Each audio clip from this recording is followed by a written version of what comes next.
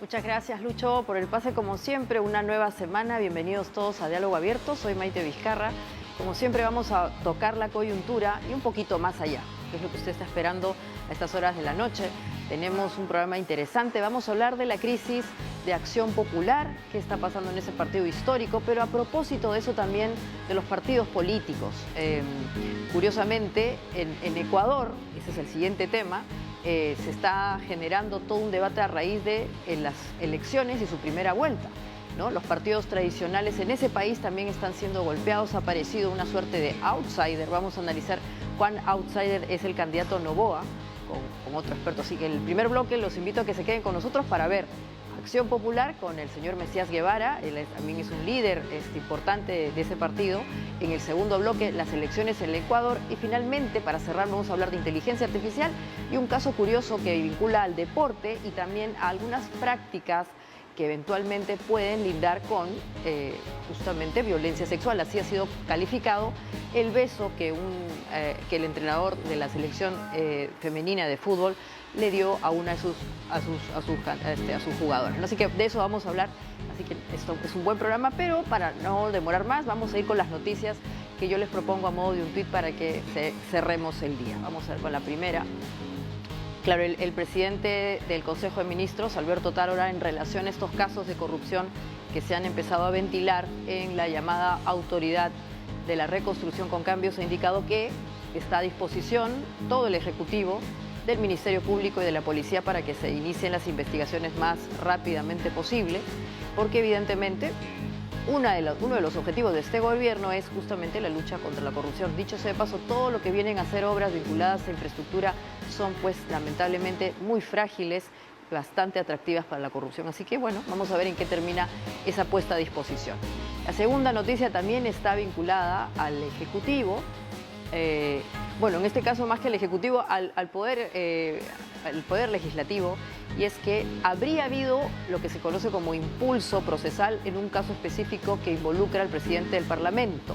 Esto es en relación al pago de de unas compensaciones que no se hicieron, y esto implica que va a reactivarse. Esto va a entrar en lo que se conoce como una fase oral.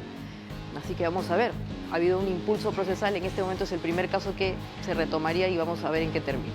La tercera noticia, esta creo que sí está vinculada a otros temas que van más allá de Lima, y es que el volcán Ubinas en Moquegua ha tenido actividad relevante el día de hoy. Las autoridades vinculadas a estos temas lo han calificado como la situación como de color naranja, o sea, no hemos llegado a la situación más peligrosa de color rojo, pero para los pobladores que están cerca de ese volcán hay que protegerse los ojos, hay que tratar de no respirar. Esos son pues los fenómenos climáticos excepcionales que estamos viviendo. Y para cerrar, la última tiene que ver con el Ministerio de Economía. El ministro de Economía, Alex Contreras, ha indicado que finalmente se va a transferir un total de 3.800 millones para obras vinculadas al fenómeno del Niño. Esto es bueno, vamos a ver cuán rápida es la ejecución por otro lado. Así que bienvenidos, esto es Diálogo Abierto.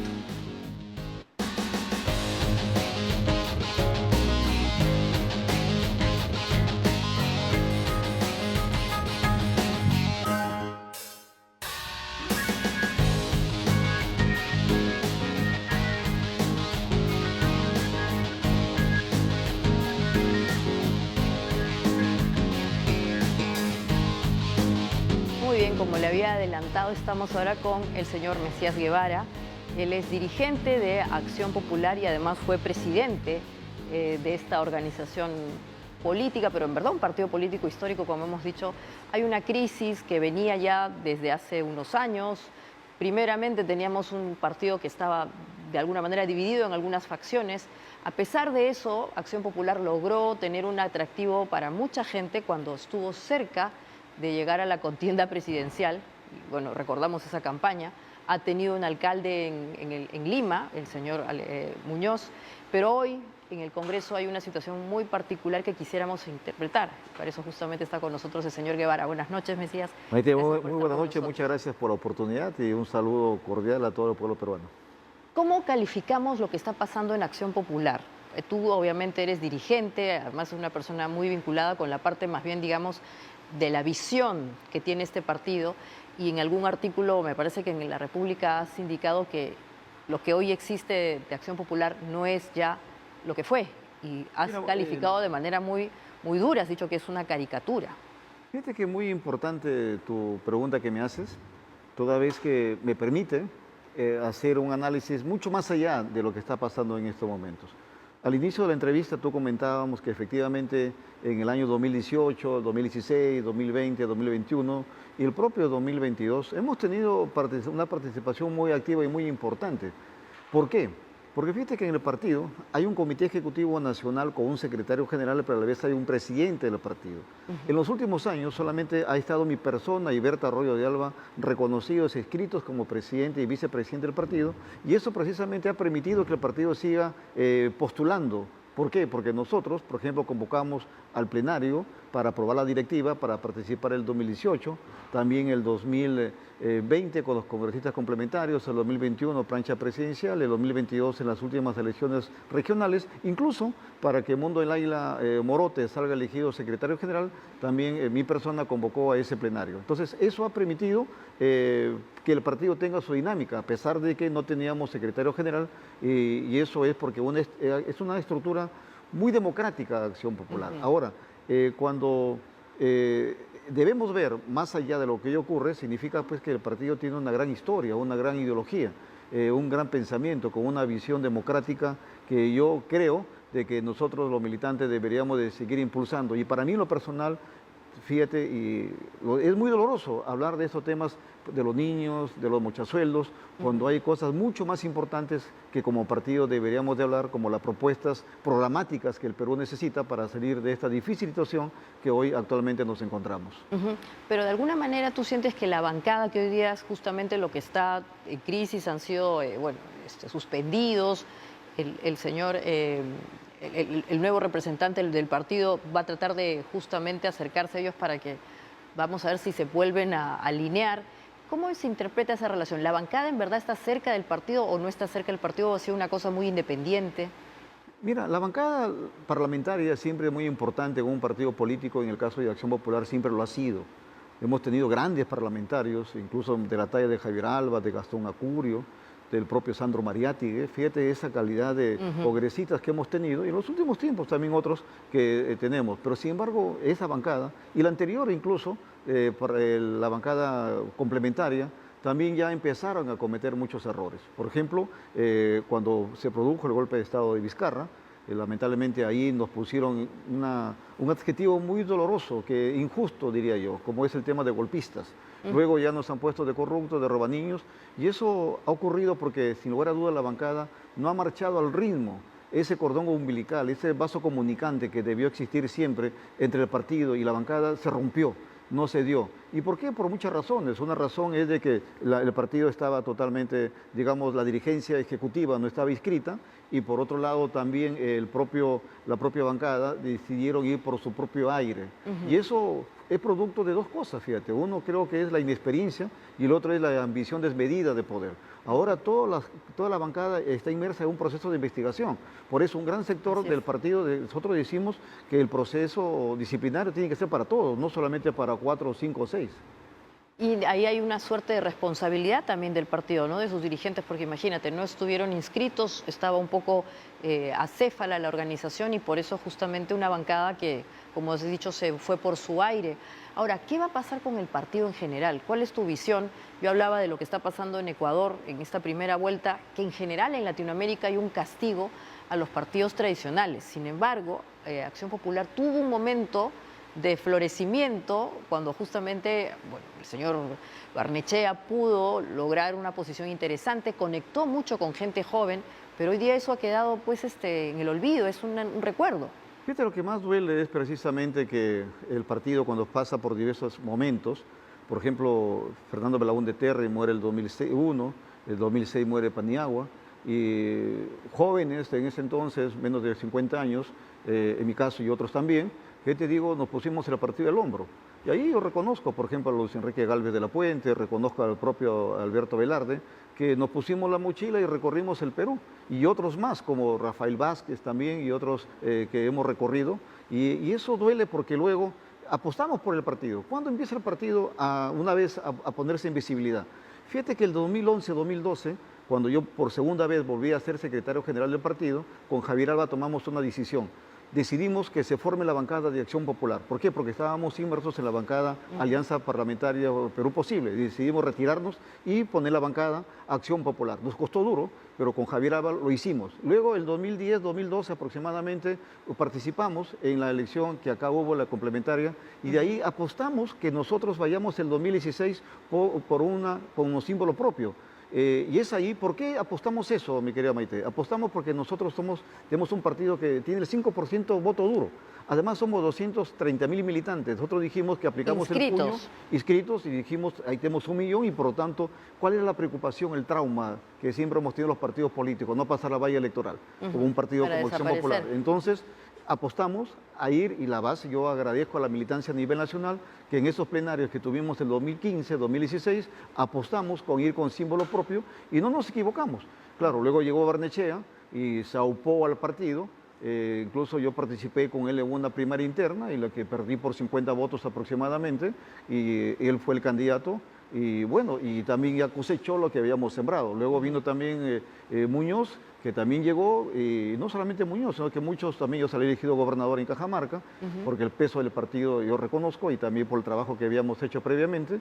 Y por lo tanto, esa primavera que tuvimos, vinieron ahora los congresistas complementarios con Merino a la cabeza, luego vino este congresista, esta bancada, y lamentablemente todo el trabajo que hicimos en su momento con sacrificio se ha ido, digamos, al abismo, al despeñadero. ¿Y qué va a pasar? O sea, ¿esta bancada va a desaparecer? ¿Tú crees que estos acercamientos del señor El Mundo del Águila va a fructificar? ¿Qué esperar? Yo pienso que El Mundo del Águila, Morote, está cometiendo varios errores. En primer lugar, pretender acercarse a la bancada para pedir que los que renunciaron a la bancada regresen, para mí es un gravísimo error. Pues suena duro. ¿Por qué? ¿Porque es una señal de debilidad? Debilidad, incluso yo lo veo como que él está que se pone de rodillas ante la bancada, ante congresistas que han desprestigiado, que se han portado mal con el partido, no solamente con el partido, sino con la institucionalidad democrática del país. Muchos de ellos aprobaron, por ejemplo, la aprobación que se demuela la SUNEDU, apoyaron para el Tribunal Constitucional que se tome como se está tomando, apoyaron la acusación contra la señora Ábalos con la fiscal, y ahora siguen dando documentos para atentar contra la institucionalidad del Jurado Nacional de Elecciones y la Junta Nacional de Justicia. Por lo tanto, no solamente han hecho daño al partido, sino al país, y eso contrapone a lo que es la tradición democrática del partido. Por lo tanto, considero que el Mundo del Águila ahí está cometiendo otro error.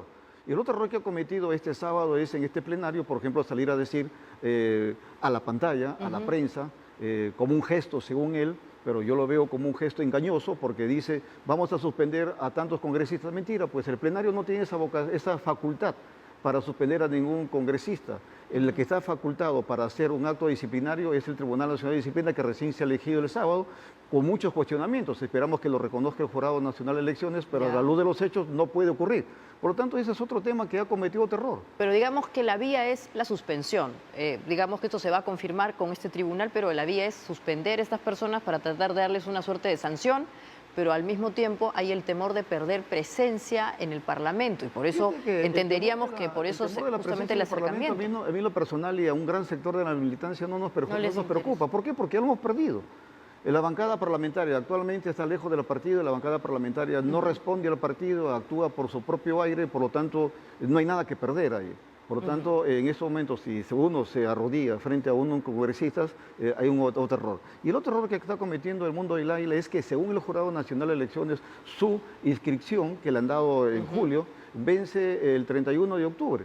Pero él ya se está autoproclamando que quiere quedarse hasta 2025. Por lo tanto, ese es otro error gravísimo. ¿Por qué? Porque está atentando contra el estatuto. En estos momentos, el estatuto dice que el artículo 55, que solamente puede prolongarse 6 meses de su mandato siempre y cuando el Comité Nacional Electoral así lo permita. Pero eso no ha ocurrido, y por lo tanto tendría que también ocurrir una modificación estatutaria. Eso no ha ocurrido, por lo tanto el plenario no tiene esa facultad. ¿Y es posible, señor Mesías Guevara, que el partido de alguna manera se ayorne, empiece a modernizarse? Porque claro, estamos viendo que hay un problema dentro del partido con estas situaciones particulares que nos está comentando, pero aparte también va a perder presencia en el Parlamento, como que se diluye, y en el medio, como también mencionaba en su artículo, está la militancia, ¿no? Y en efecto es un número relevante, hay un montón de personas que todavía siente que Acción Popular puede darle más cosas al Perú y también mucha gente joven que está buscando líderes. ¿Qué está pasando? ¿Hay posibilidad de encontrar nuevos líderes o van a seguir todos siendo invitados, ¿no? El señor Muñoz, el señor Barnechea, dentro del propio partido no hay figuras. En el partido sí hay figuras que nos hemos formado desde la juventud, no solamente en Lima, hay en todas las regiones, hay gente, hombres y mujeres muy valiosos, pero por ejemplo hay otra cosa que yo avisoro, por eso yo le decía en este artículo que yo avisoro un escenario bastante difícil para el partido. Lo que hoy está viviendo el partido es solamente la punta del iceberg, porque luego va a venir el control del partido, las decisiones, por ejemplo, lo que tú acabas de manifestar. Tengo entendido, o espero que no sea cierto, de que el sector que ahora dirige Mundo del Águila estaría pensando en un proyecto político de una alianza para el año 2026. ¿Eso qué significaría? Significaría que esta alianza limitaría la participación de muchos correligionarios y correligionarias a nivel nacional para que puedan participar en la plancha presidencial o también en lo que son las elecciones congresales. Eso es otro error, eso sería retroceder. Y claro está, eso responde, a mi modo de ver, a una debilidad y sobre todo una visión equivocada de lo que pasa en el Perú y en el partido. El partido necesita seguir oxigenándose, seguir reivindicándose, pero claro está, va a ser muy difícil si no nos desbarcamos de la bancada y sobre todo si no empezamos a reivindicar los principios primigénicos del partido, por proyectos de desarrollo. Hoy encontraba una fotografía de hace mucho tiempo atrás en la que yo estaba con Fernando Belaúnde Terry, en la que estábamos en su departamento hablando de proyectos. Ahora no estamos haciendo eso. Así es. Ahora, sí es verdad que hay estos líderes históricos, Fernando Belaúnde, en fin, el APRA tenía ya... pero ¿no es tiempo ya de buscar en verdad nuevas visiones? Parte de las crisis y el hecho mismo de que no hay representación en los partidos políticos y la ciudadanía es que no hay elementos que conecten. Ahí, ¿qué se puede hacer? Porque claro, si hablamos a nivel de la gente común y silvestre, este es un problema que no les toca. Correcto. Que como alguien diría, es problema de blancos o de negros o de mestizos o lo que fuese, pero o de indios y no es de ellos mismos. Sí. ¿Cómo logramos que esto en verdad sí sea un problema que le resulte relevante a la población y no en verdad un problema de un grupo de personas? Eso es lo que decía al inicio de la entrevista, que para mí lo personal me es doloroso hablar de estos temas cuando deberíamos estar hablando de propuestas de desarrollo. Por ejemplo, fíjate que hay una tesis muy valiosa que es el tema de la conquista del Perú por los peruanos, que yo la reduzco o la resumo, perdón, en lo que es el tema de lo que es la integración estratégica del Perú. Y para eso deben haber varias conectividades. Por ejemplo, la conectividad vial, que tiene que fortalecerse, la conectividad eléctrica, que tiene que ampliarse la frontera eléctrica a los pueblos más alejados, el tema de la conectividad digital, la conectividad aérea, la conectividad marítima y también ahora lo que es importante, el ferrocarril. Por lo tanto, en esa propuesta debemos ir trabajando desde el punto de vista de la infraestructura para disminuir las brechas, tanto en educación y tanto en salud. Y por otro lado, por supuesto, un modelo humanista que tenemos que fortalecer el sistema de salud y el sistema de educación. Por ejemplo, tenemos que ir ya a un modelo de salud digital. ¿Pero estos temas le interesan a la gente de su partido? Sí. O sea, los militantes, a las facciones, sí. ¿Le entienden Bueno, eso? A las facciones que con las que yo paro debatiendo, creo que no. Pero a la militancia en general sí, porque son hombres y mujeres de pueblo, de hombres y mujeres que son del día a día, digamos, ellos sí les interesa porque les choca. Por ejemplo, modernizar los servicios públicos, modernizar el Estado, mejorar, por ejemplo, mejorar el tema del crecimiento económico, definir una matriz energética, definir lo que es una matriz productiva. Entonces ahí tenemos que añadirle incluso lo que es la transformación digital productiva, claro. Que ahora vas a escuchar, escuché que vas a hablar sobre inteligencia artificial, que es algo muy importante, y por lo tanto eso sí le interesa. ¿Por qué? Porque generas empleo, y si generas empleo vas a generar ingresos, y eso vas a mejorar el nivel de vida de todos los peruanos. Y además hay que considerar, otra vez haciendo el link con lo que está pasando en Ecuador, el Perú, como los países de Latinoamérica, bueno, Ecuador, Perú, Chile, están tendiendo una tendencia a buscar liderazgos que se conocen como fuera de lo común, el outsider, gente joven, en verdad. Entonces, ver a partidos políticos que se disuelven puede ser una esperanza, pero también puede ser un riesgo. ¿Cuál es, para ya cerrar, el futuro de Acción Popular hasta el siguiente año, hasta fin de año? ¿Qué va a pasar? Mira, yo lo resumo lo siguiente. Si es que el partido, la dirigencia actual, que lidera Mundo del Águila como secretario general nacional, si él no toma las decisiones correctas, si él no toma una decisión ponderada de diálogo, no de venganza, ni de persecución, como estoy escuchando que eso es lo que va a iniciar, yo pienso que el partido va a entrar en una serie de crisis. pero si él convoca, hace un acuerdo nacional dentro del partido y pensando en el interés público, el interés nacional y no en el interés personal ni familiar ni de su entorno, el partido puede salir. Si no, simplemente el partido, podríamos decirlo, que estaría llegando a su fin si es que no se actúa de manera correcta. Y eso es muy lamentable, como te dije, porque el partido tiene mucha historia. Y fíjate, cuando fue fundado el partido, fue fundado para convertirse en el instrumento democrático y no para una caricatura de golpistas y de operadores de la impunidad. Así es, usted mismo lo ha dicho. Muchas gracias por haber estado con nosotros, señor Guevara. Y bueno, ojalá que por el bien del país una institución como este partido no termine mal, pero igual también hay que pensar que si no se ayorna los tiempos, bueno, pues es lo que queda, es eso, el fin. Y lo que no va a terminar es justamente el programa. Vamos a seguir después del corte y para hablar de las elecciones en el Ecuador. Así que no se vayan, que volvemos con eso.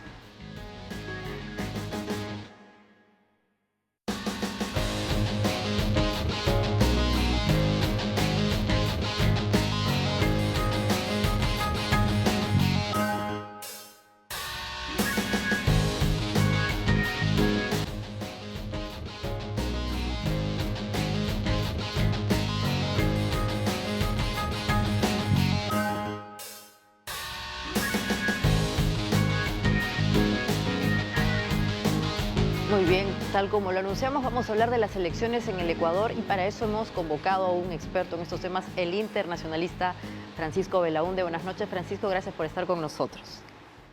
Gracias, Maite, por la invitación. Bueno, a ver, rápidamente, ¿qué ha pasado en estas elecciones de primera vuelta? Parece que algunos dicen que el correísmo sigue ahí detrás y también el anticorreísmo, ¿o cómo lo deberíamos interpretar? Bueno, el correísmo tuvo un poco lo que se esperaba, ¿no? 33% la candidata Luisa González. La sorpresa vino más bien por el otro lado, ¿no? Ese candidato Noboa, hijo de un millonario, Álvaro, uno de los hombres más ricos de Ecuador, que fue ya varias veces candidato y nunca le salió. Y ahora su hijo Daniel se presenta. Él no estaba, hasta hace una semana, no estaba entre los favoritos, sino ni siquiera estaba entre los 5 primeros. Ahora, ¿qué pasó ahí? Según los especialistas, ¿por qué de pronto surge, ¿no? Y esto parece que estuviera ligado al debate que fue hace una semana, donde él tuvo una presentación que fue bien comentada, ¿no? Donde fue una persona que no agredió a sus contrincantes y mostró mucho conocimiento y hizo propuestas bastante sustentadas. Y como, claro, uno dice que los debates no son necesariamente decisivos, ¿no? Pero en Ecuador, en las circunstancias actuales, más gente de lo usual vio el debate, ¿no? Por lo que estaba pasando, en fin, la curiosidad de ver el tema de Zurita, el candidato que reemplazó a Villavicencio, si participaba o no, en fin, mucha gente vio el debate más de lo usual. Entonces, claro, eso hizo que más gente viera la presentación de Noboa y tuvieran una buena impresión. Entonces el señor pues se disparó. O sea, en la última semana, ¿no? A veces pasa esas cosas, como acá en el Perú, por ejemplo, con Muñoz en la alcaldía de Lima, en la última semana se disparó, pues, ¿no? Tal acá cual, pasó ¿no? lo mismo. De 2% ha pasado a tener 2 dígitos, 14, 15, entonces en verdad sí ha dado un salto importante.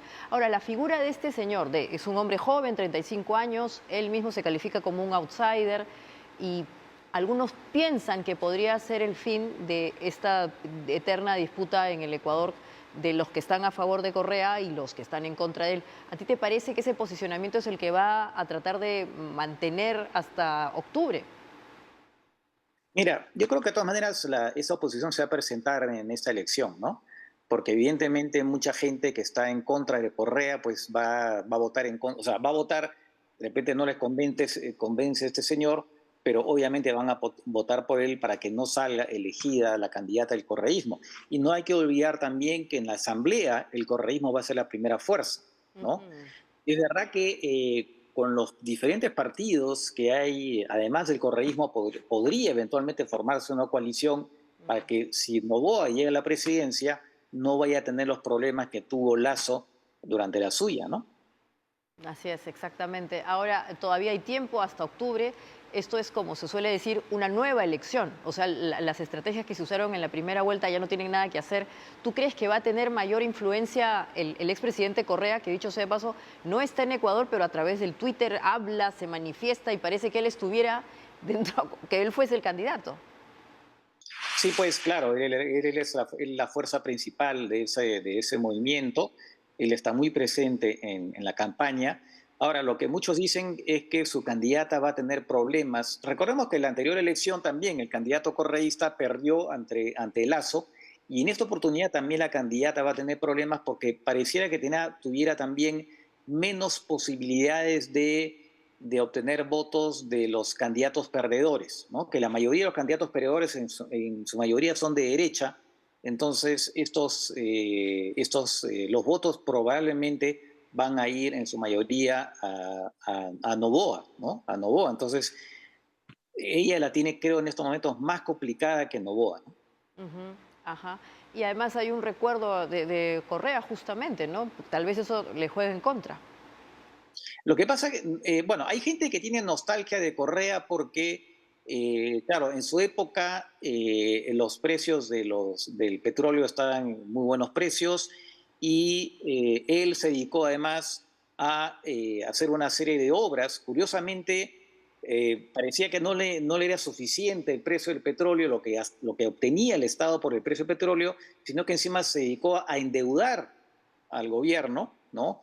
Vendiendo petróleo incluso a futuro. Una cosa parecida a lo que hicieron en la época del guano en el Perú, donde vendieron guano. O sea, se endeudó el Perú sobre la base de producción futura de guano, hasta que un momento que ya no se podía y el Perú quebró. Bueno, algo similar ha pasado con Ecuador, donde finalmente ahora Ecuador es un país ultra endeudado, en gran parte por culpa de Correa. Yo recuerdo en esa época se le decían, oiga señor, pero oiga, pero por favor un poco de mesura, ¿no? O sea, no se puede endeudar así. No, esas son tonterías, aquí hay que hacer obras, ¿no? E hizo efectivamente muy buena obra pública, ¿no? Pero al final hay que pagar la factura, y la factura se está pagando en este momento, ¿no? Así es. Y por otro lado, este outsider, el señor Noboa, Daniel Noboa, es hijo de Álvaro Noboa, como dices, alguien que ha intentado varias veces ser presidente del Ecuador. Algunos dicen, bueno, siempre pensando mal, que en verdad es la candidatura de su padre, que es el padre el que lo está dirigiendo y que finalmente en el escenario en que gane el papá va a gobernar. ¿Podríamos tener esa lectura? Bueno, no creo, ¿no? Claro, algunos podrían decir eso, ¿no? Pero entiendo que él sí tiene una personalidad propia y entiendo que la ha demostrado. Me parece que lo que se ha visto en el debate, pues se ha visto una persona articulada, ¿no? Además que tiene una formación sólida. Entonces no creo que él se vaya a convertir en una especie de monigote del padre, ¿no? Pero en fin, esa es una impresión. Habría que conocer más en detalle las interioridades, ¿no? De la relación entre ambos, ¿no? Así es, así es. Y bueno, y para en todo caso ir cerrando, importante que en esta primera vuelta las elecciones se dieron de manera pacífica, no han habido ningún tipo de disturbios. Eso se interpreta de manera positiva. La misma candidata González lo mencionó, ¿no? Claro, ahora sí, de todas maneras es inquietante las imágenes, ¿no? Por ejemplo, de ver a Zurita, el candidato que representó a Villavicencio, ir a votar con casco, chaleco antibalas, rodeado de militares, le pusieron una especie de barrera antibalas para que pudiera votar. O sea, es verdad, fueron tranquilas, pero de todas maneras la tensión estaba muy palpable, ¿no? Porque esa imagen de Zurita votando así, Sí, muy fuerte. realmente llama muchísimo la atención, ¿no? Bueno, y de todas formas hubo 11 fallecidos en una provincia de ahí donde hay mayor violencia por sicariato, ¿no? O sea, igual hay conmoción social. Sin duda, el crimen organizado lamentablemente sigue pues viento en popa en Ecuador, ¿no? Lamentablemente. Así es. Bueno, muchas gracias Francisco por haber compartido con nosotros un poco el análisis de lo que va a pasar. Como decíamos, ahora empieza una segunda vuelta y es otro partido de fútbol, digo, hay que estar atentos para ver qué va a pasar ahí porque igual algo rebota por aquí. Así es. Muchas gracias Francisco y ojalá que la próxima te nada. tengamos aquí en presencial. Ok, listo. Muy bien. Bueno, y ahora vamos a ir a un corte para volver después con nuestro siguiente tema. Vamos a hablar de inteligencia artificial y los crímenes que se están generando en relación al uso de imágenes o de voz de usted o de cualquiera de nosotros y obviamente sin saberlo. Así que no se vayan, esto es Diálogo Abierto.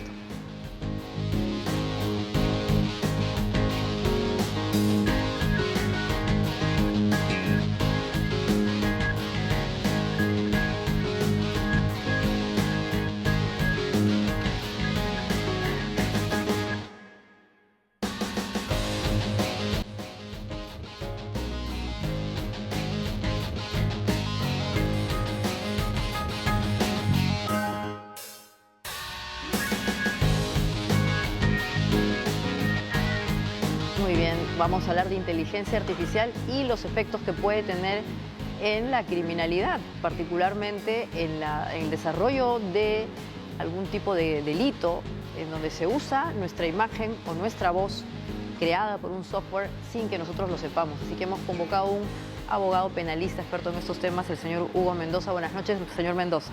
¿Cómo está? Muy buenas noches. Gracias por la invitación. ¿Es muy común que se den estas situaciones? O sea, en donde alguien utiliza software, imagen o voz de una persona y comete un delito. Bueno, actualmente estamos viendo que sí, ¿no? A propósito del desarrollo de la tecnología y actualmente la inteligencia artificial.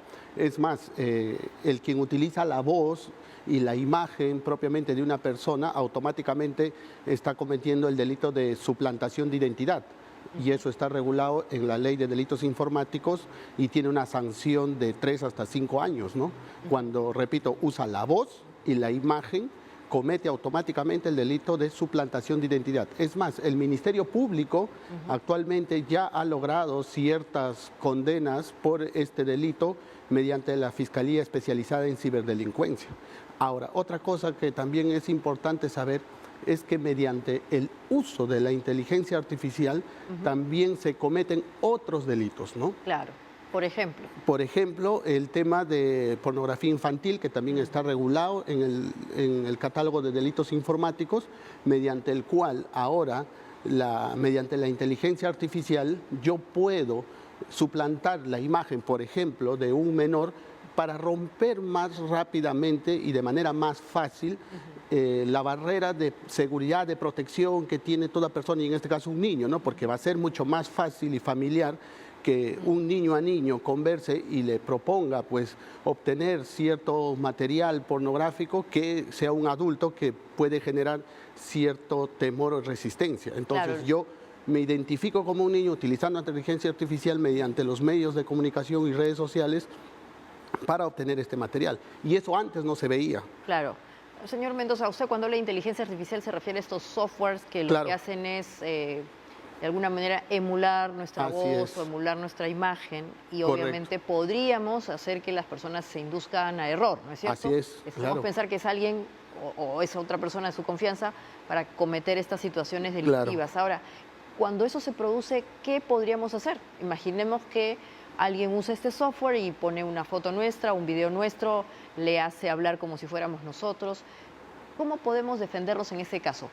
Si somos las personas agraviadas, en este caso si somos quienes de alguna manera tienen su imagen de alguna manera afectada. Claro. A ver, en un inicio, si va a depender del delito, ¿no? Si es una suplantación en redes sociales donde ponen un perfil, mi imagen, o también utilizan mi voz, ¿no? O alguna suerte de conversación, porque ahora incluso se puede dar hasta conversaciones, entonces automáticamente nosotros lo que le llamamos en la investigación, en el derecho penal, procesal penal, es perenizar la prueba, tratar de grabar, ver de dónde viene, de qué red social o de qué página web, para poder denunciar esto inmediatamente a la Fiscalía Especializada o en este caso a la policía, a la División de Alta Tecnología de la Policía, para que pueda ubicar el IP y también ver de dónde proviene, se estaría produciendo esta suplantación, esta utilización indebida de la inteligencia artificial. Eso quiere decir que podríamos ir en contra del software o incluso la página que aloja el video o que aloja la voz que se está utilizando. Claro, con la identificación del IP, ¿no? Porque toda computadora, toda laptop tiene como un DNI, por decirlo así, como una persona, ¿no? Tiene un código de identificación y que eso a nivel de la red, del ciberespacio, se puede identificar y la División de Alta Tecnología lo puede hacer. Y como dicho sea de paso, lo ha hecho ya muchas veces también, cuando, por ejemplo, para desarticular organizaciones criminales dedicadas a la pornografía infantil que vimos hace poco en Lurín. Esto fue gracias a un aviso también de Estados Unidos a través del Internet, que han podido ubicar y hacer un seguimiento y finalmente detener a las personas, ¿no? Y las penas que están vinculadas con el uso de nuestra imagen o nuestra voz a través de estos software, ¿de cuánto es? ¿Cuántos años podrían El tema de tener? suplantación de identidad es de 3 hasta 5 años, según la Ley de Delitos Informáticos que tenemos actualmente. Ahora, también es importante recalcar que a través del uso de la inteligencia artificial también se pueden cometer otro tipo de delitos, por ejemplo, como fraudes informáticos, también podríamos decir estafa, por ejemplo, ¿no? A veces nosotros en los bancos tenemos ciertos operadores o asesores de cada uno que siempre te están llamando para ofrecerte ciertos productos o beneficios o tasas preferenciales de interés para determinado producto financiero. Entonces también se puede ver que te comunican y como uno ya tiene una cierta familiaridad de voz con estas personas, entonces uno fácilmente puede bajar su nivel de autoprotección que tiene todo ser humano y cae en el error y te ofrecen productos como transferencia a cuenta sueldo, abrir una cuenta a plazo fijo, con tasas aparentemente atractivas y como sabemos, incluso actualmente solo por teléfono, nosotros muchas veces hemos cerrado muchos contratos también. Bueno, es una vía para contratar, es una vía. El teléfono, el correo electrónico, y en el camino te piden ciertos datos y ahí es donde nosotros pues podemos estar ingresando a entregar datos muy sensibles que finalmente van a ser vulnerados por ellos también para nuestras cuentas bancarias, ¿no? Ahora, hay situaciones particulares en donde el uso de la imagen o de la voz también puede agravar una situación, ¿no? En algunos delitos, cuando se trata de personas relevantes, parece broma, pero antes muchos parlamentarios que estaban inmersos en situaciones delictivas, esa no es mi voz, empezaban a decir, o ese no soy yo. ¿Cómo podemos probar? ¿Cuál es la probanza? ¿Cómo se hace para definir que en verdad no es la voz de uno ni es la imagen de uno y que ha sido utilizada? Bueno, en relación a la voz, también la Fiscalía, ¿no? En su departamento de criminalística y la policía, también tienen especialistas para hacer pericias fonéticas, donde justamente te toman muestras de voz y donde ellos pueden analizar para que efectivamente puedan determinarse que es o no es tu voz, ¿no? O ha sido ciertamente alterada. Con estas pericias fonéticas, como repito, que lo hace la Fiscalía o también la policía en este caso, y en concreto siempre se ha aplicado, sobre todo en estos casos que usted muy bien ha mencionado, que es para identificar las voces de las llamadas telefónicas de los congresistas que hemos visto que han estado involucrados también en otro tipo de cuestionamientos, de ilícitos, no necesariamente en esto, pero sí sirve para identificar la voz. Claro, y en esa lógica, hablando otra vez de personas que son más populares o eventualmente públicas, artistas, periodistas, políticos, también se pueden trucar situaciones, ¿no? Y hay el caso de alguna actriz que aparece en, no sé, pues, en videos íntimos y sin querer nosotros los empezamos a difundir también por redes sociales, por nuestras redes sociales, por el WhatsApp, inocentemente pensando que, ay, qué gracioso que es. ¿Ahí hay responsabilidad? Una persona que comparte este tipo de contenido en donde se utiliza la imagen de un tercero o de alguien sin su autorización, ¿tiene también algún tipo de responsabilidad penal? Bueno, eso es una muy buena pregunta para aclarar. En este aspecto ya ha sido debatido anteriormente también, por ejemplo, en los casos donde se ha dado cierta difamación agravada, ¿no? Que se habría dado por una persona X en un medio de comunicación o en una red social y que después se hizo viral y miles de personas lo replicaron. ¿Podrían ser responsables estas personas? Igualito en este mismo caso considero que no. ¿Por qué? Porque no sería la persona quien ha replicado finalmente estas imágenes las que fueron los que crearon esto. Porque aquí hay que recordar que lo que se sanciona es al quien lo crea y al quien malutiliza esta inteligencia artificial para suplantar identidad, para vulnerar la privacidad, no al quien finalmente lo replica, repito, porque no fueron quienes cometieron este hecho. ¿Y quien aloja el contenido, o sea, el lugar donde se está alojando la imagen o donde se aloja el video o la voz, ellos sí tienen responsabilidad o también están liberados? Yo creo que también no tendrían responsabilidad por lo siguiente, porque primero por lo que ya dije, no fueron los que lo crearon, y segundo porque también hay que recordar que tanto las personas que lo comparten como las quienes lo pueden alojar podrían también estar incurriendo en ese mismo error, ¿no? De que podría ser la persona, yo puedo alojar algo pensando que efectivamente fue la persona que se difundió por alguna razón y no desde un punto de vista ilícito suplantando una identidad. Interesante, porque en verdad a veces también uno va en contra, ¿no? O sea, estos sitios donde se aloja esta información, en todo caso sí tienen la obligación de borrarla si lo queremos. Claro, correcto. Ahora, aquí hay un punto muy importante también, y esto sirve para orientar a la ciudadanía. en lo siguiente. El Estado peruano hace poco, en julio, si no más no recuerdo, emitió una ley, ¿no? Se emitió una ley de promoción para el uso, para el desarrollo económico y social y para el uso responsable y ético de la inteligencia artificial. Entonces, desde esa perspectiva, claro, ya nosotros también como cibernautas tenemos que estar alertas y no estar utilizando pues esta cierta información sensible, porque más allá de lo delictivo también es un tema ético, ya hablando incluso en términos de las nuevas tecnologías, en la cibersociedad, ciberespacio y todo lo demás, tenemos que tener una cibercultura ética también en ese aspecto, si se quiere. Así es, exactamente, eso es lo que se conoce como alfabetización digital.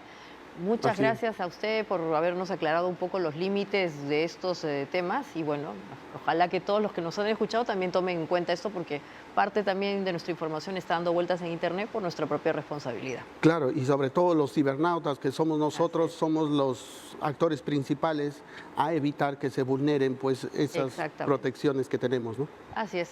Muy bien, muchas gracias, señor Mendoza, experto en estos temas penales, delitos y cibernéticos, pero no se vayan porque después volveremos con otra situación particular que ha pasado en España, hasta dónde llega esta situación de un beso que puede ser interpretado como un elemento de afecto, el caso de la jugadora española de fútbol femenino y el presidente de la Federación Española.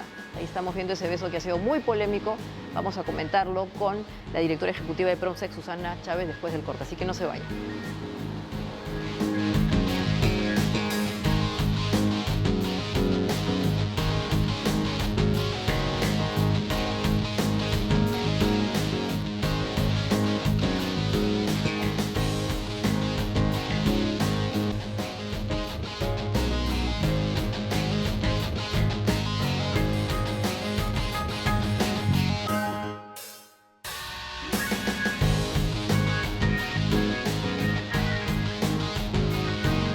Con nosotros Susana Chávez, ella es directora ejecutiva de Promsex para hablar sobre el caso que ha vinculado a una jugadora de fútbol femenino en España y al presidente de la Real Federación Española de Fútbol, así se llama, a través de un beso que podríamos interpretar o como afecto o como tal, como ha sido calificado por la misma ministra de Igualdad en España como un acto de violencia sexual. Buenas noches. Susana, y explícanos un poco tú qué piensas. ¿Qué tal, Maite? ¿Cómo estás? Muchísimas gracias por esta oportunidad. Sí, definitivamente esto parece ser un caso típico de abuso y de un exceso que se permite una persona, digamos, que tiene autoridad en el campo deportivo y que sencillamente se da la libertad de besar a esta muchacha. Y de hecho, no es con su consentimiento, porque ella declara luego más tarde que ella ni siquiera se esperaba una actitud como esta, que la agarró de sorpresa y que de hecho no le gustó digamos, este exceso de libertad y por lo tanto que se puede considerar una agresión. Y si bien es cierto, luego hay una especie de decir, esto ya pasó, así es. Creo que es importantísimo tomar en consideración, por un lado, el contexto de poder que este tipo de prácticas se producen y, por el otro lado, efectivamente, los arreglos que muchas veces las víctimas tienen que admitir para no generar una afectación, sea sobre su trabajo, sobre su carrera y en este caso sobre el futuro futbolístico de esa chica, ¿no? Entonces no es una exageración el modo en que la ministra de Igualdad en España califica el beso. Ella dice que constituye un acto así de duro, de violencia sexual. Hemos normalizado un poco estas conductas. Eventualmente uno podría pensar es un piquito, son amigos. Y bueno, y la misma chica después ha salido a decir que sí, que ya no le levanten más polvo porque ella lo interpreta así. Sí, definitivamente yo creo que la situación muchas veces de sufrir una agresión de este tipo va a tener distintas respuestas y va a depender mucho de las condiciones en que las mujeres se encuentren. O sea, eso también creo que hay que tomar en consideración que probablemente ella haya valorado otro tipo de situaciones para bajar la atención en este tipo. Pero eso no significa que la violencia no haya existido. Eso no significa que ella no ha sido, digamos, abordada de una manera inadecuada públicamente. Y también probablemente faltando a sus propios reglamentos, porque leyendo un poco más sobre las normas de políticas, sí hay políticas muy claras que establecen, digamos, relacionamientos en el campo deportivo. Y justamente este tipo de abordajes no está permitido. Importante. Ahora, igual hablando de este tipo de, vamos a denominar elementos de afecto, algo curioso también pasa en Italia, donde se califica con tiempo si tocamientos son o no indebidos. No sé si tú conoces el caso, se produjo en julio, un juzgado define que si el tiempo en que la persona está tocando perdón, los 10 minutos es un tocamiento indebido, segundos. Sí, en realidad es muy difícil establecer estas pautas, en todo caso, en el mundo deportivo que hay tanto contacto físico, creo que muchas veces pueden mascararse situaciones de violencia a partir de ciertas cuestiones. Pero yo creo que hay un indicador que tiene que ser ineludible, así sea un segundo o 10 segundos o 4 segundos, que es la incomodidad de la persona afectada. Entonces, la incomodidad de la persona afectada es realmente la que tiene que determinar si efectivamente hay o no una cuestión de violencia. Porque un agresor puede decir, no, yo la toqué, no fue mi intención, pero ese no es el tema. El tema es que hay una afectación y por eso es tan importante que sean las mujeres las que tengan, por un lado, los mecanismos para solicitar intervenciones en este tipo y, por lo tanto, que haya mecanismos también de resolución. Ahora, digamos, son las mujeres, la mayoría, las que sufren este tipo de violencia. Pero, ojo, en el campo deportivo también pueden sufrir violencia los varones, los más jóvenes, pero siempre se va a dar en una relación inequitativa de poder. Exactamente. Y en el caso de España, aun cuando, como bien has mencionado, el propio presidente de la Federación ha pedido disculpas, ha explicado la situación y la misma, vamos a decir, agraviada ha indicado que ahí quedó, que ha sido un acto espontáneo. Este caso nos sirve justamente para identificar contigo cuáles son los límites y dónde es que justamente aparece una situación que nos incomoda y que eventualmente puede ser una agresión, ¿no es cierto? Esto es cuando no es consentido.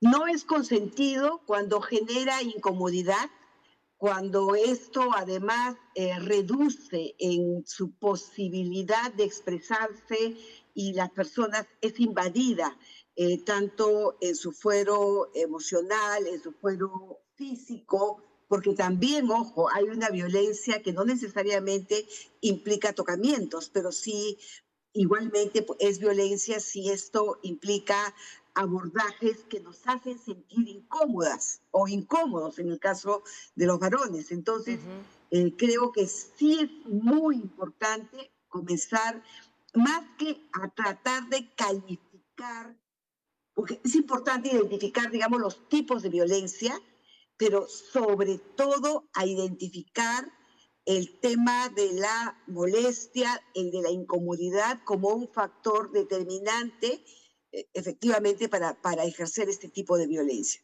Y ahí será pues en los encargados finalmente de hacer esa revisión que efectivamente este tipo de violencia sí genera impactos difíciles. Esta muchacha, digamos, por más que yo entienda perfectamente su necesidad de que esto se termine, porque esto muchas veces colocar esos tipos de violencia va en contra, va a afectarle, porque va a generar una situación difícil. Me imagino que debe ser un entrenador querido, alguien que es apreciado también por sus compañeras, compañeros. Entonces, colocar sobre ese tema es un costo muy, muy alto.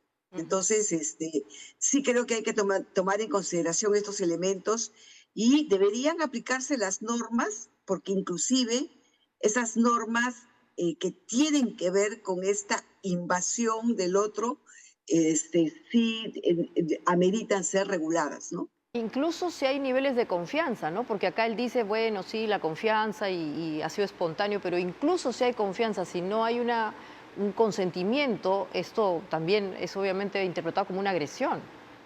Totalmente, totalmente.